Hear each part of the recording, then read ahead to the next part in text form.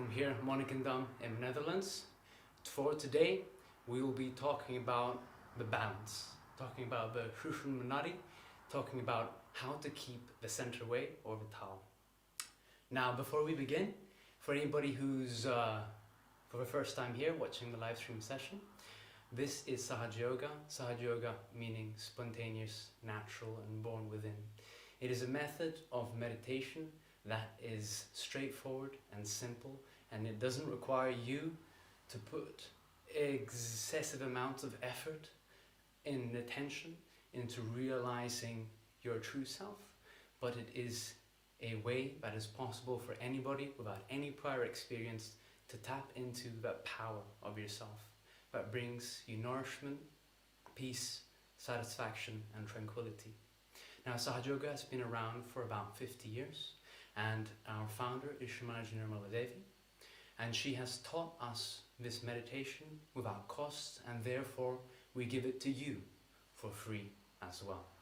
Now, for today, there will be a short topic, as I mentioned, about the central channel, and otherwise, after that, we'll be going through a short introductory meditation and then going more in depth into how we can balance ourselves and keep us in that center. To begin with, as a recap for everybody who's watching, and for first time people as well, the subtle system is composed of 3 channels and 7 chakras. Now, these 3 channels run vertically across the body. We have the left side, which caters towards our past and our emotions. We have the right side that caters towards our future planning and action. And the sweet spot in the middle is the central channel, also known as the Sushumna Nadi. Sushumna comes from a word sukshma in Sanskrit, which means subtle. Subtle in the fact that you cannot force your way into being in balance. It is an act that is effortless. It is an act that you have to let happen to yourself. It is an act that you become and not one where you force yourself into. Many times some people might think that it is the action, it is putting the effort that might keep you in the middle, keep you disciplined, but that is activating the right hand side. Therefore, some people think that if I take it really easy, don't do too much, nothing, then you go to the left side. So there is a constant oscillation, let's use easier words, a constant sway, a pendulum-like movement day to day that takes us from one extreme to the other. Now, different people have a different momentum and rhythm in this day-to-day swing. Consider the analogy of a grandfather clock and its pendulum. The time keeps on ticking and the swing constantly moves. Now, in meditation, what we want to do is you want to tap into this rhythm and this movement. We don't want to exacerbate it and take it to either extreme. We don't want to increase the movement. Rather, we want to keep it still, keep it peaceful, and try and find that spot in the middle. And when you are in the central channel, this is the only path that rises through the chakras to the top of the head, to the crown chakra or the 7th chakra, which is the connection to that power which is within, without, and beyond. That is the only channel that leads to that union or yoga that we try to achieve. It is a state which we can describe in many different words, but we call it self-realization. It is also home to different qualities, such as thoughtless awareness, which is a cessation of thoughts. It is when each thought that rises like waves and falls. There's a crest and there's a dip. And in that dip, there is a pinch of peace that we try to extend and enlarge. And when we are in that center, then we are thoughtless, and then that maternal energy, which is located in our sacrum. Now, there's energy we use in Sahaja Yoga called the Kundalini. It is a maternal energy that tries to resolve any obstacles and issues within us. It repairs and it brings us a nourishment as it rises and ascends up towards the top of the head, addressing each chakra in between and trying to address a proper momentum between the channels. As this energy rises to the top of the head, it absorbs our attention and lifts it up also to the top. Now, how would one be in extremes of behavior? Now, a simple way of seeing it is, let's start with left channel. Left channel caters, as I said earlier, to the past and to the emotions.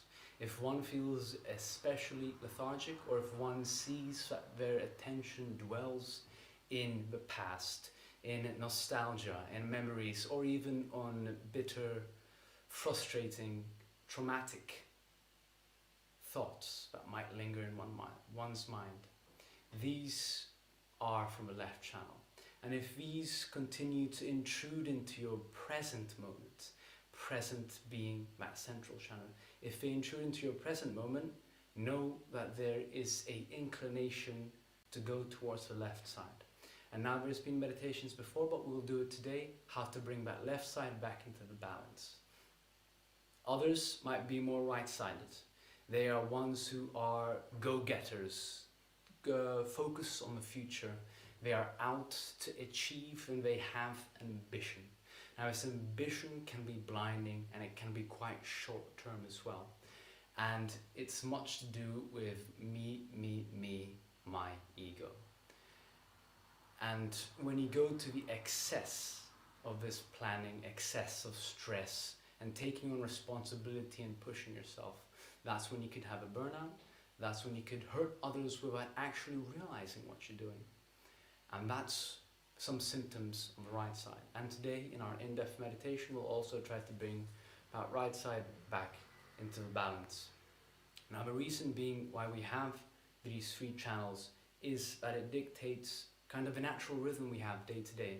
During the night, we have that passivity, we have that sleepiness. That's when we rest in the left side. The left side is there for a reason. Now, many times we think, oh no, these channels, why do we have them? Why is it built like this? It's to cater towards these different moods within us, and it's how we ride that rhythm and how we live with that rhythm on a day-to-day basis in a natural and spontaneous way. That's what helps us to stay in the center. The left side nourishes, and we need the right side. We need both. And when we use both of the left and the right in balance, when we use it in tandem, in unison, then we can keep that attention in the middle and help the Kundalini rise to the top of the head. I think that's probably enough of chitter and chatter for the beginning. So we'll just jump into the first initial meditation, and after that we'll go into balancing ourselves and how to keep to the center. So assume a comfortable position, be it at home, be it sitting on the ground, be it sleeping in bed or anywhere else. Just find a position that's comfortable. This will take about 20-25 minutes. We can open both of our hands on our lap, and for a moment you can take a look at me. For the initial meditation, we'll be placing our hand on the left side of our body, which means to activate that left side. We'll start with placing our hand on the chest, lowering it down to our abdomen, then our waist, bringing it back up, head, shoulders, knees and toes. We'll put it on the throat over here, tilt our head to the right, forehead, top of the head, and voila. And each time we place our hand on a specific part of the body is that we can root our attention to this area, keep our attention there. Because meditation in a sense is working with our attention. It's mastering our attention and trying to control it from either slipping into the past or running into the future. And when we bring that attention from external objects that surround us and bring it within, and when it rests in that true sense of self without any external impetus or any external sensations, that's when we can find that peace, nourish that peace, and enable that equilibrium and balance to foster and grow within us. So we'll start by placing the hand here on our chest, And we'll be repeating affirmations or sentences that will activate the certain qualities of each of these energy centers or chakras within the circumscribed area. Now for the heart, and we can close our eyes at this moment for this part of the meditation. We can keep the hand on the chest. Take a couple of breaths in through your nose and out through your mouth.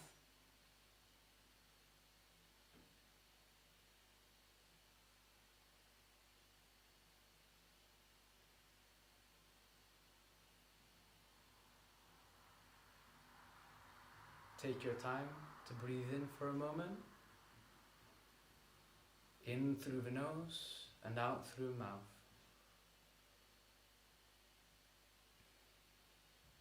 Really feel that air enlarge in your chest and even fill your stomach and your diaphragm.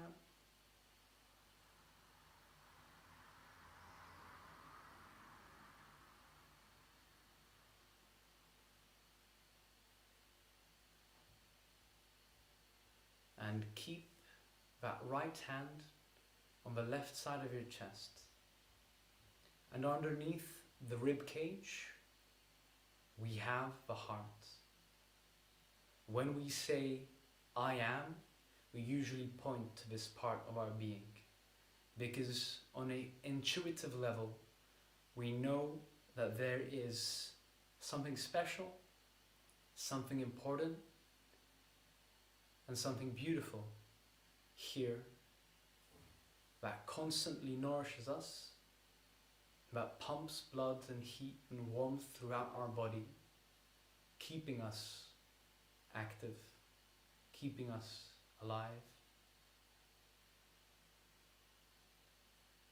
In Sahaja Yoga, this center is considered the seat of the self. There is the ego, which is our personality, and then there's the self or the spirit that resides within our breast. And the spirit is that spark of life that dwells within our being, watches our actions. And if we're able to bring our attention to this subtle essence, to this subtle energy, then and only then are we able to begin our meditation. Because to meditate is to know thyself. To know thyself. Which is why we will ask silently within, and you can repeat at home to yourself, a question that has been asked for millennia by philosophers, by scientists, by you and by me, I'm sure. And the question is, who am I? Who am I?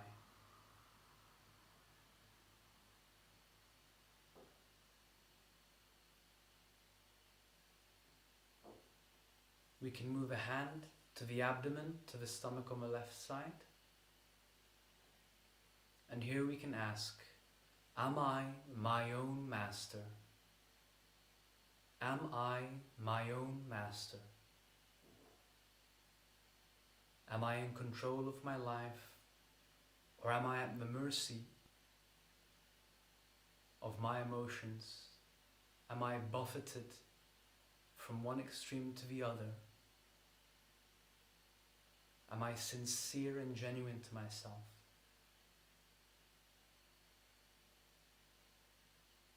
We can move a hand to the level of our waist. And over here, we create the first rapport, the first contact with that Kundalini, which is the mother, the maternal energy that resides within each and every single one of us. And it is with her help, her assistance, and her knowledge that we're able to ascend in meditation in a spontaneous and simple manner. So here we affirm within. You can say Mother, or you can just say Kundalini. Mother Kundalini, please give me the pure knowledge.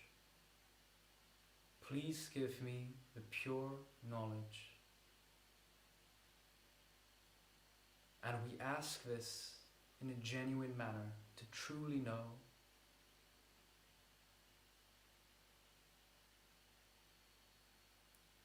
to truly see beyond the shifting facades of this world.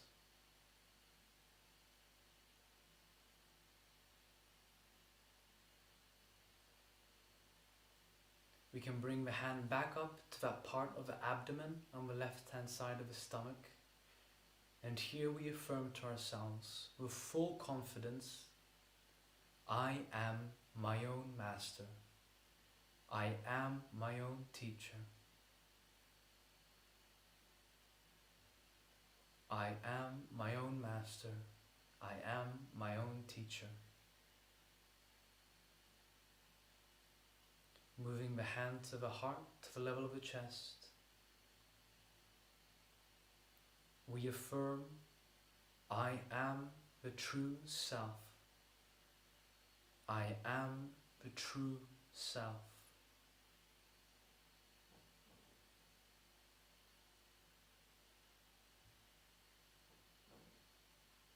Let that attention seep deep into that cavity within your chest. Let it linger along the contours of your beating heart, and feel how this meditation could be a new start, a new journey for your inner growth. But in order to ascend, we have to address the past. So we can put the hand on the throat on the left hand side, slightly crane our head towards the right. And over here, the guilt of our past actions and deeds accumulate and sit on our shoulders. Because as the saying goes, we bear responsibility on our shoulders. We carry responsibility on our shoulders. But sometimes we carry this load and this luggage for no apparent reason.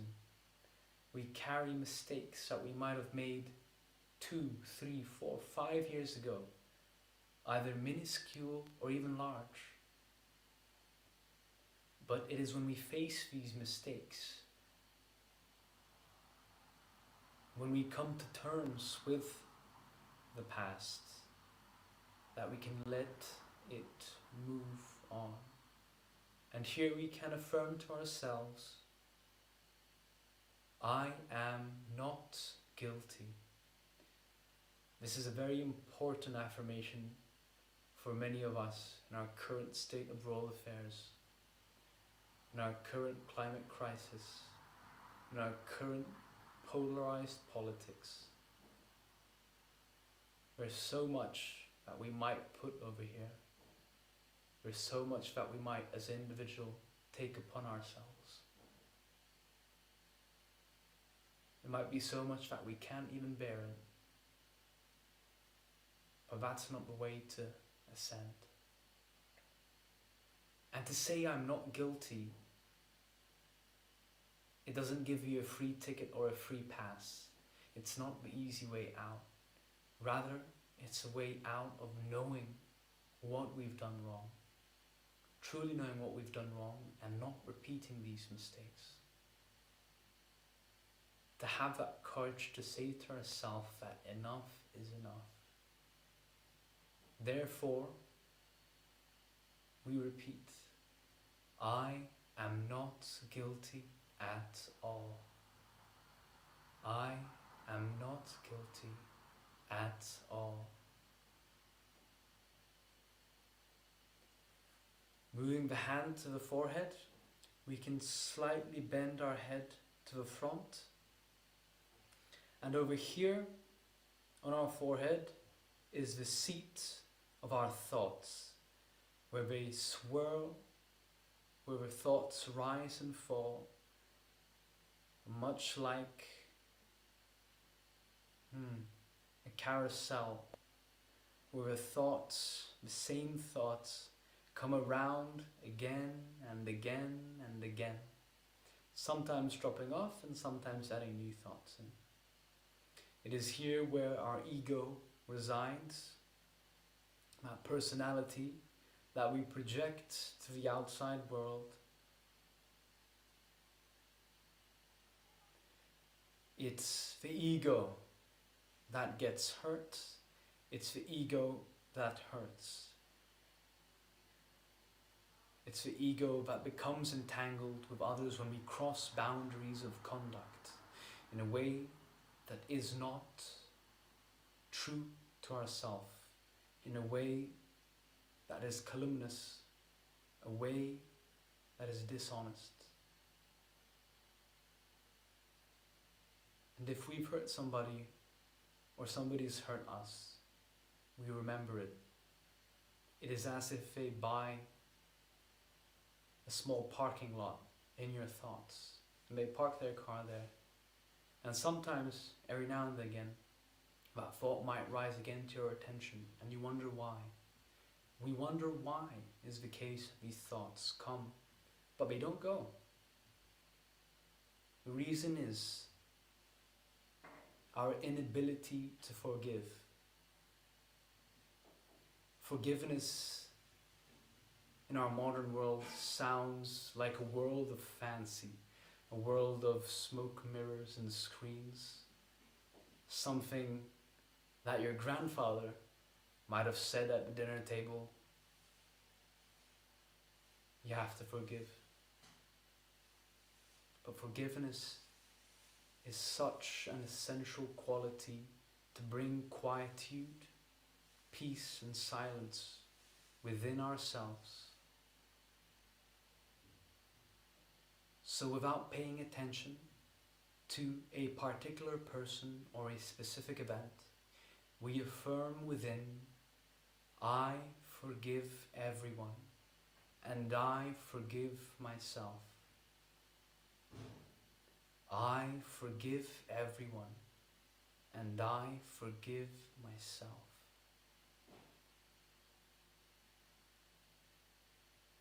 Harboring thoughts of revenge only hurts yourself, only creates bitterness and resentment within your own being.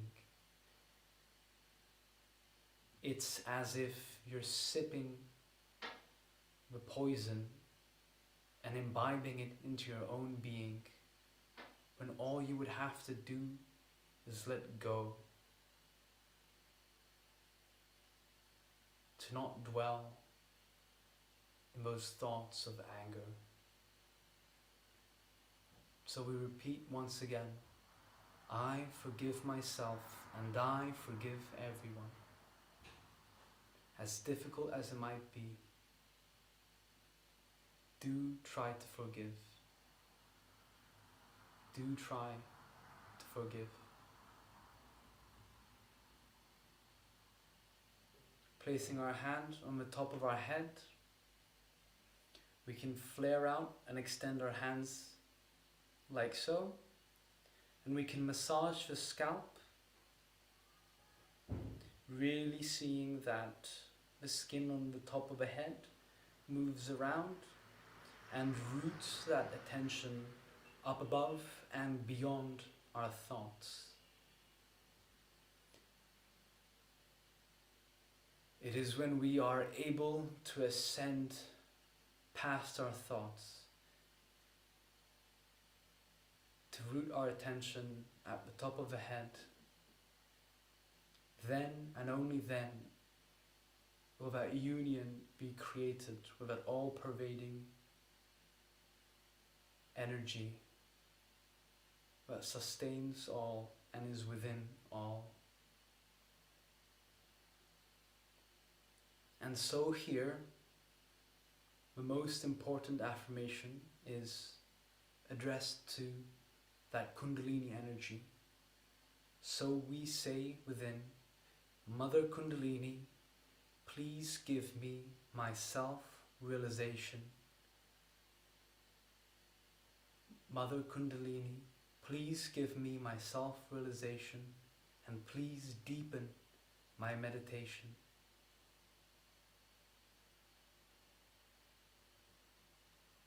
We can raise the hand just a few inches above the head, as if raising our attention above and beyond and keeping it here. And we can bring our hand down and try to keep that attention on the top of the head. And for a small moment, just for a small moment, let's try to sit in silent meditation for a few minutes before we begin the second part of this evening's meditation.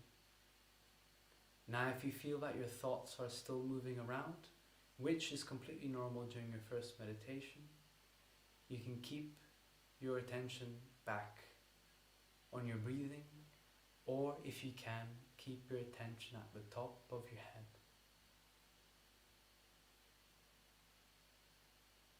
So let's take a moment to meditate.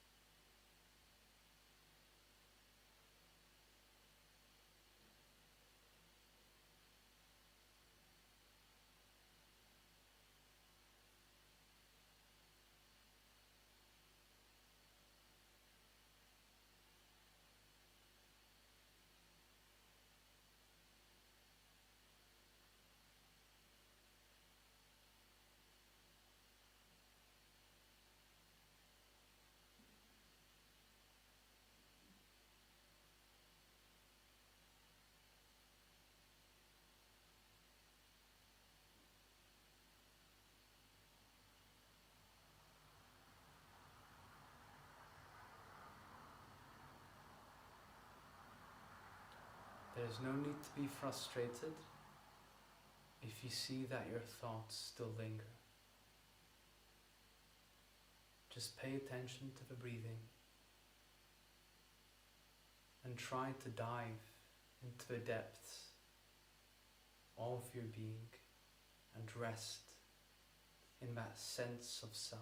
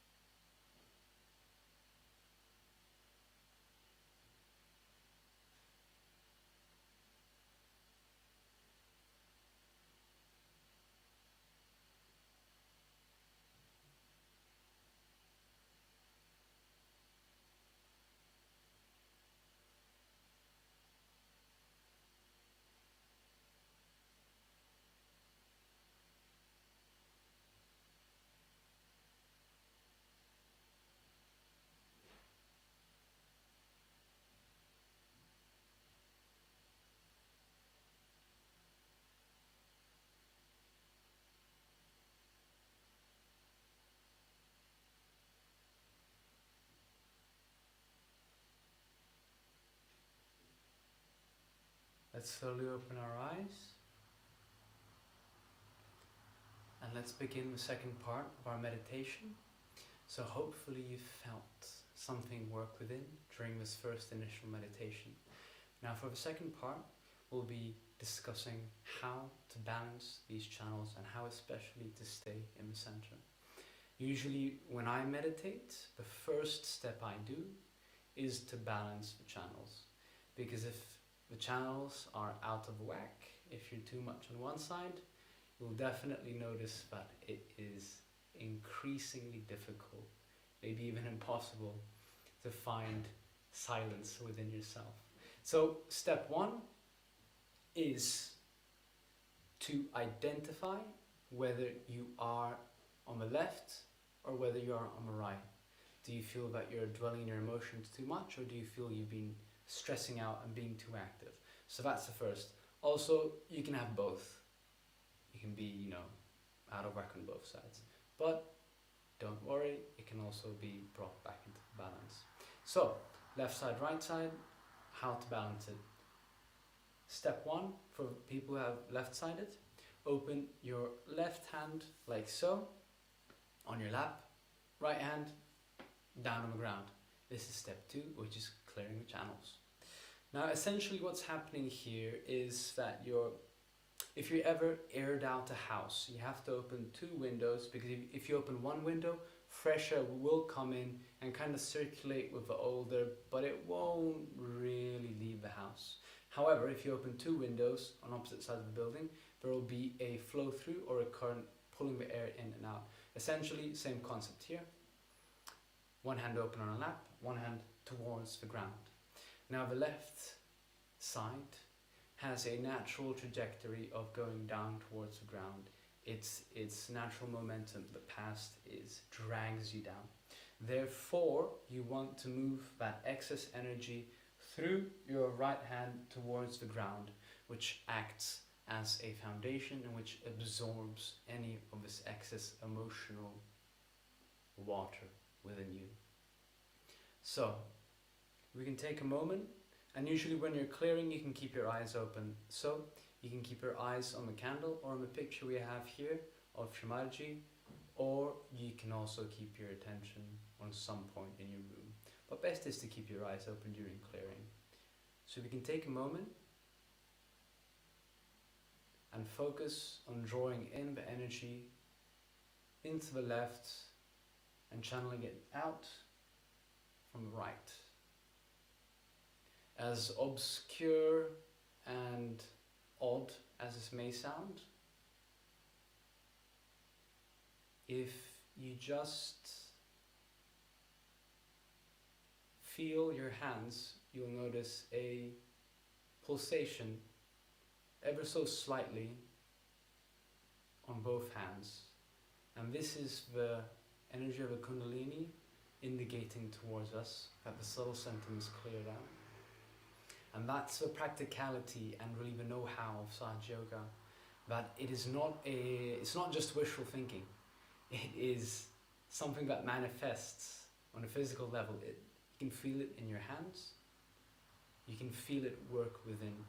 So nothing that I say, you don't have to accept any of it without first feeling it, without having that experience. So treat this as a hypothesis, treat this as a test. If it works, great. If it doesn't, try again next time.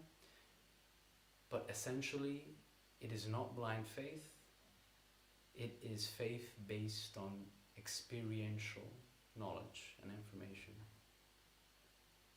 So we take a moment to transfer excess emotion from the left side towards the ground.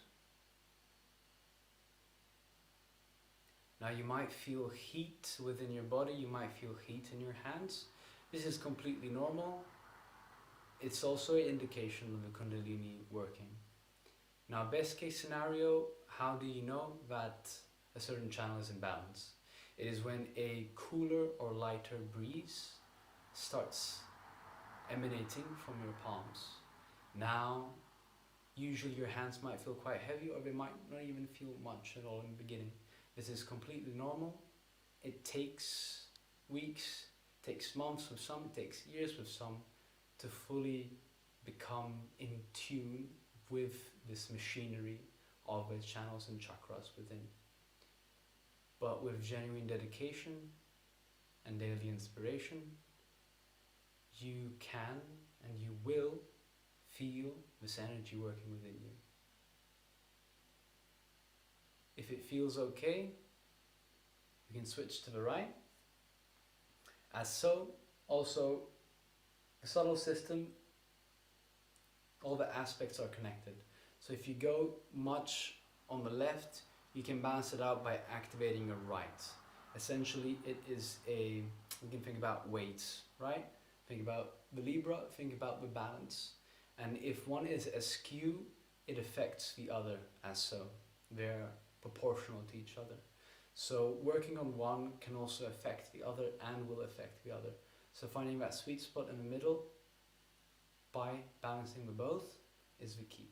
So balancing the right is keeping the right hand open on our lap, which now absorbs, and keeping the left hand open at a angle like so. Now the energy of the right channel has the natural tendency and inclination to rise upwards. It is essentially the opposite force of the left side. Left side down, right side up. So the right side is that which raises higher, makes us feel full of ourself. Very self-important. Like I am right now, so don't mind me.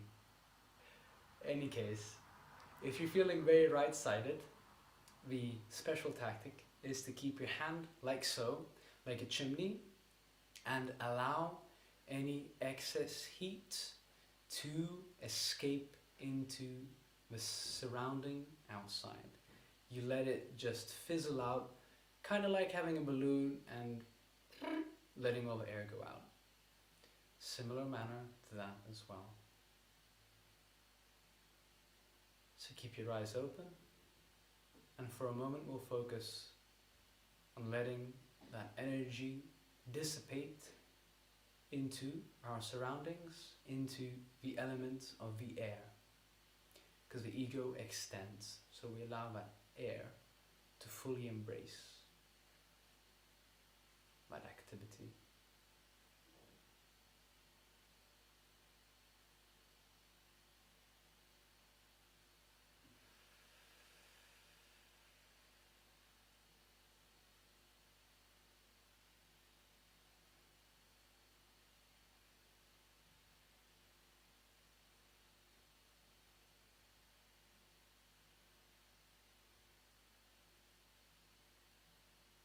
The trick is actually not doing much, but just keeping the position like this.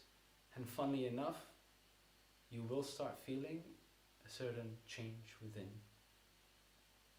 Now, if you feel like this is absolutely not working, there's one more trick I can show you, which is, if you're right-sided, you raise your left, as I said, proportional. You raise your left and bring down your right, like so. So you raise the left, bring down the right. Now in the opposite case, if you're feeling left-sided, raise your right and bring down your left. You can repeat this motion, very simple motion, until you feel it expressed within.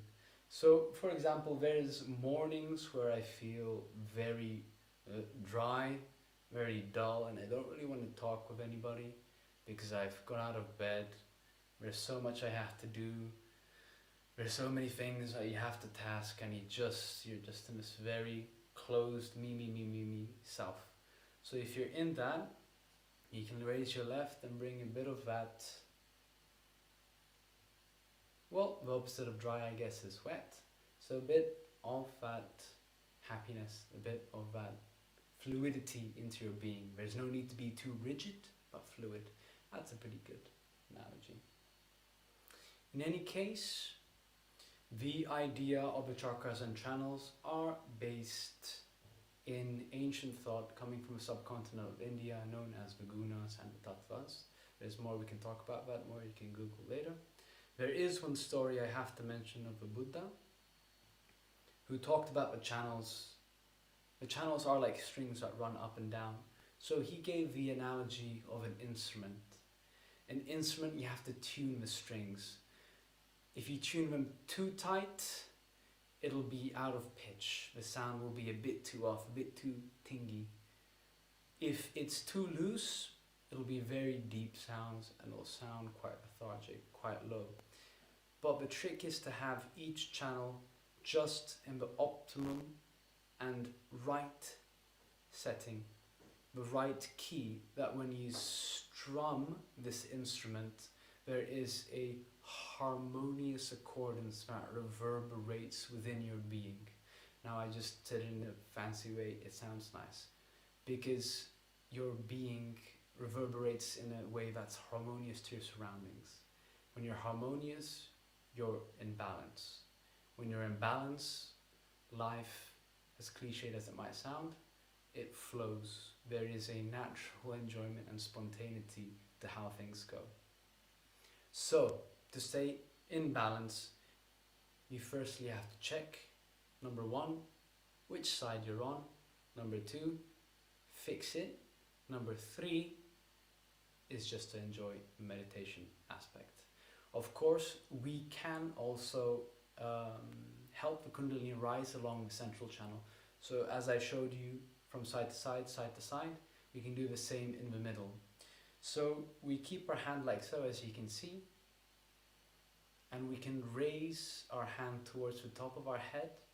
Best to keep your eyes closed at this point, because when you keep your eyes closed, the Kundalini can rise above the center of thoughts. So you can actually lift this energy towards the top of your head.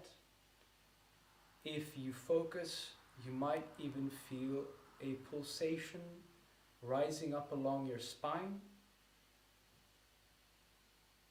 That is the Kundalini pushing through each specific chakra and bringing balance to that center. Now, of course, if some chakras are a bit askew or unbalanced, it might force your Kundalini to go either to the left or to the right, but usually there's a balancing act that comes back. You'll notice this natural rhythm and tendency during meditation, and you'll notice which chakras you have to address also with further meditation. So we can lift that energy up towards the top of the head and really keep it there. Now some of you might feel, some of you might not, don't worry if you don't. You might feel this pulsation also emanate from the top of your head as feelings of either hot or kind of like a cool breeze. It sways and it flows. And it's an odd sensation, but it's a nice sensation. So we can once more again lift that energy up through the center and place it at the top of the head, like so. Now once more, let's go into a silent meditation. If you still feel things are a bit out of balance, don't worry, because worrying only exacerbates and keeps you in that vicious cycle. So if things feel out of balance, that's completely okay. Today, we will just take a moment to sit in silence. And that's a luxury to have, to just give yourself a moment to be at peace. So let's keep our hands resting on our lap. See that we're assumed in a comfortable position. Keep our eyes closed. And for a few minutes, try to bring that attention once again within yourself, within your being, to that place of peace and that space that is both infinite and at the same time so very intimate to each and every one of us.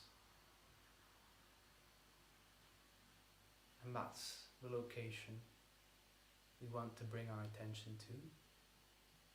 So let's sit for a minute or two.